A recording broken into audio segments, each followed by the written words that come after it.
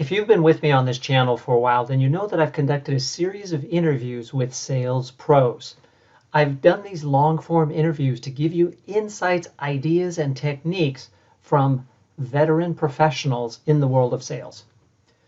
Now, this clip is a selected question and answer from one of those past interviews. And it's a point that I want to highlight to help you to gain a new idea or new technique that you can apply to be more successful in sales. If you've watched the whole interview, this will reinforce a key point. If you haven't, then I hope it whets your appetite to go back to the list of videos on my channel and find the full interview and watch it. Enjoy this tip.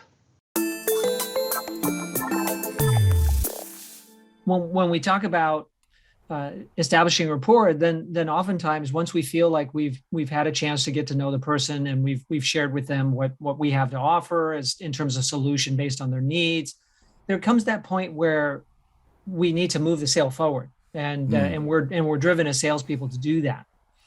But we try to avoid being seen as pushy, because when you speak to audiences and ask them to describe salespeople, usually the number one word that comes to mind is pushy. So how do you move a sale forward, Harry, without coming across as pushy? Yeah, I love the approach that I've read about, and the name is going to escape me, but it's in.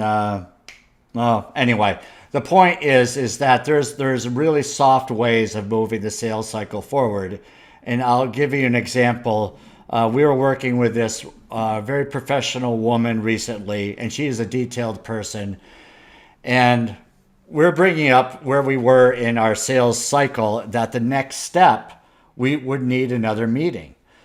So instead of just saying, well, let's get together, how about we put it in the calendar?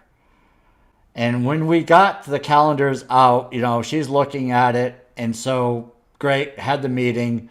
So we needed another next step. And she knew right away. She says, well, let's put it in the calendar. And then this was probably a 5 or 6 meeting opportunity. After the first couple, she was opening up the calendar. She said, okay, let's check the calendar. My availability is. And so she was closing us really for those next steps, which is ideal. So just asking people, and I'm very self-deprecating. I don't mind making fun of myself. And so I'll say things like, for me to remember things these days at my age, I need to put it in the calendar. But no matter what your age is, you could say things like, I am so busy, if it's not in the calendar, I'm sure I'm going to forget. So you mind if we just put it in the calendar? So someone will say is, well, give me a call next week. Okay, I'll give you a call next week. It was a way a lot of people will walk away from that. And, a sales leader will say, well, how did the call go? And they said, well, I told him I'd call him next week. Well, next week has a lot of hours in it, right? And people get frustrated. Salespeople get frustrated when people don't pick up the phone.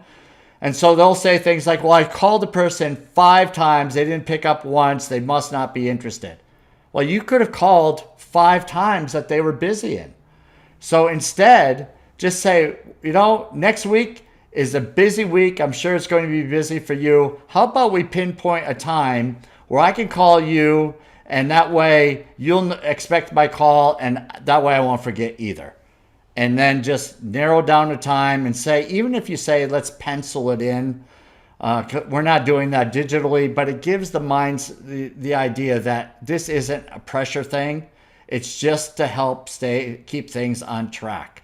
So that would be one way where you can move the sales cycle forward in a self-deprecating, soft way without necessarily being the pushy, obnoxious, I'm going to call you tomorrow. Why aren't you taking my call? And I've heard people say things like, I've called you 7 times already. Well, it's not the prospect's fault, right? So yeah, there's that. I hope that helps.